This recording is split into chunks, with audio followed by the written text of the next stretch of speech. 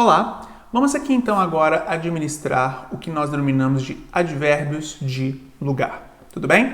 Então vamos lá. Existem muitos tipos de advérbios. Entre eles existem advérbios de lugar. Esses advérbios nos dizem onde algo acontece.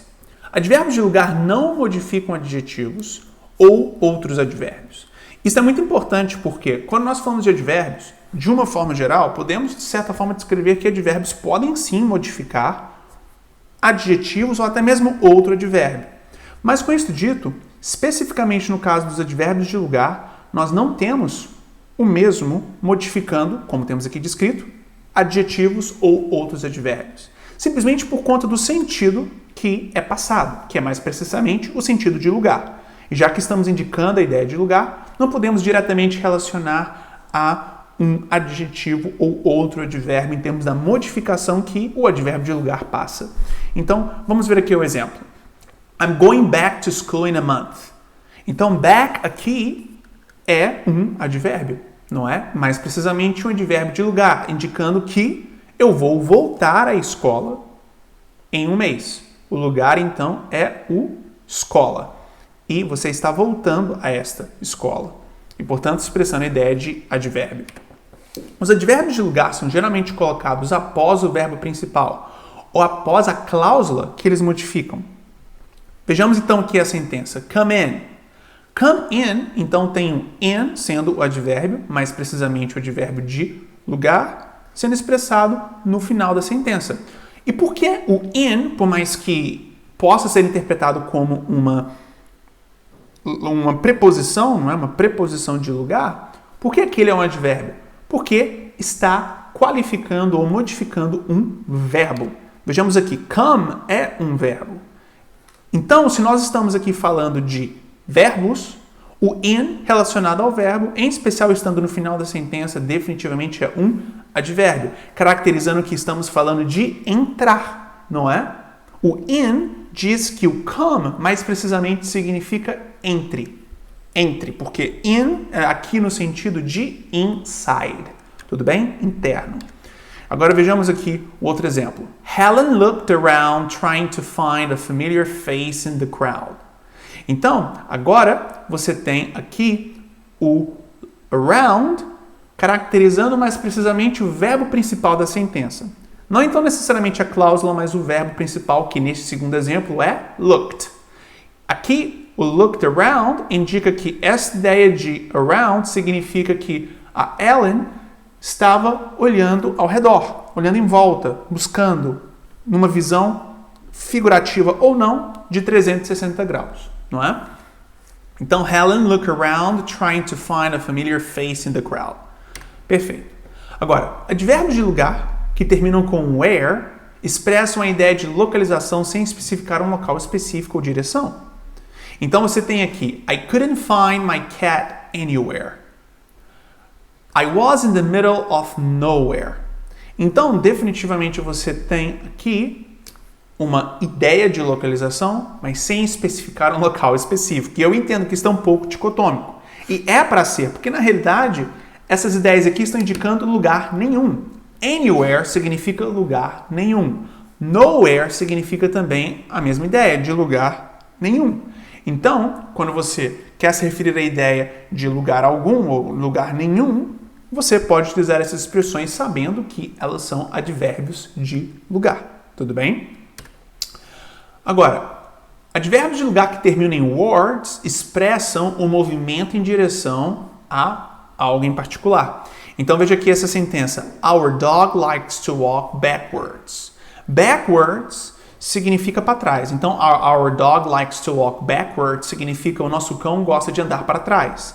Pois bem, neste contexto, então, você tem a ideia de backwards indicando a direção exata que é para trás. Words indica a direção, back significa a direção precisa.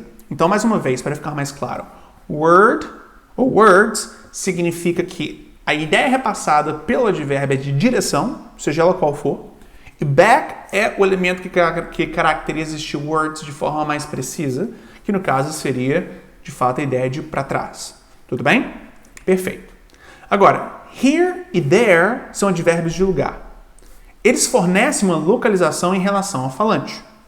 Com verbos de movimento, here se refere a uma localização próxima ao falante e there se refere a uma localização mais distante em relação ao falante. Então, vejamos aqui.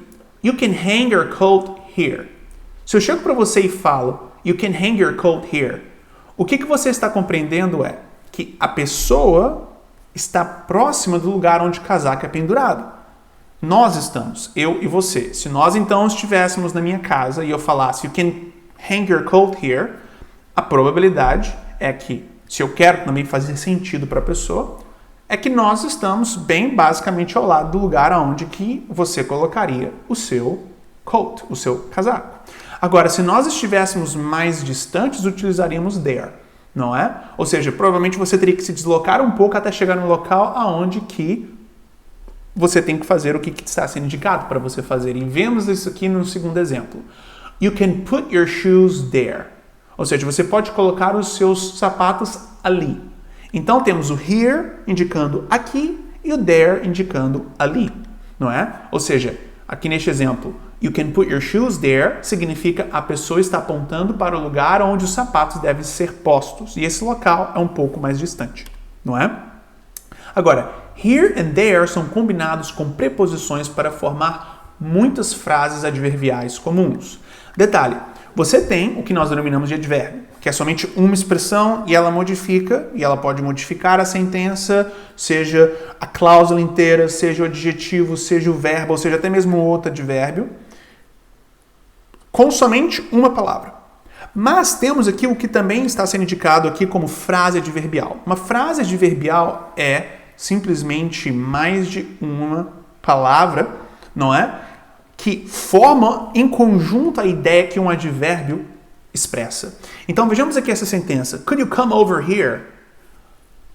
Come over here. E mais precisamente, over here é o advérbio e mais precisamente frase adverbial. Could you come over here? Ou seja, você poderia vir aqui? Um outro exemplo é What are you doing up there? Up there é uma frase adverbial também. E a ideia expressada aqui é a ideia de aí, ou em especial estamos falando de alguém que está num nível físico. Ou seja, essa pessoa está, por exemplo, numa determinada altura, ela subiu em algum local e você está falando para ela, com ela lá em cima e você embaixo, você poderia dizer, What are you doing up there? Ou seja, o que você está fazendo aí em cima? Não é? Muito importante. Então, se você tem, por exemplo, alguém numa árvore e você está no chão, você pode perguntar para a pessoa, What are you doing up there? Ou seja, o que você está fazendo aí em cima? Up there é uma frase adverbial. Tudo bem? Perfeito. Com isso dito, here and there são colocados no início da frase com exclamações ou quando ênfase é necessário. Eles são seguidos pelo verbo se o sujeito for um substantivo ou pelo pronome se o sujeito é este pronome. Então vejamos aqui. Você tem Here comes the train. Ou seja, você tem o advérbio here sendo seguido pelo verbo, não é? E se o sujeito for um substantivo, que no caso é train, você tem o here vindo logo antes deste verbo come. Agora, se você tem esse outro exemplo, there it is, você tem o there vindo logo antes não de um verbo, mas de um pronome.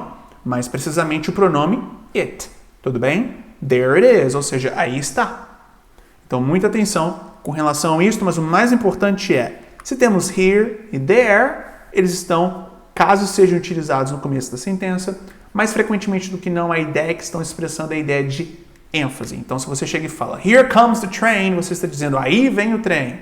E there it is significa, aí está. Ou seja, ênfase, da mesma forma que fazemos no português. Tudo bem? Perfeito. Então, temos aqui o que nós denominamos de advérbio de lugar.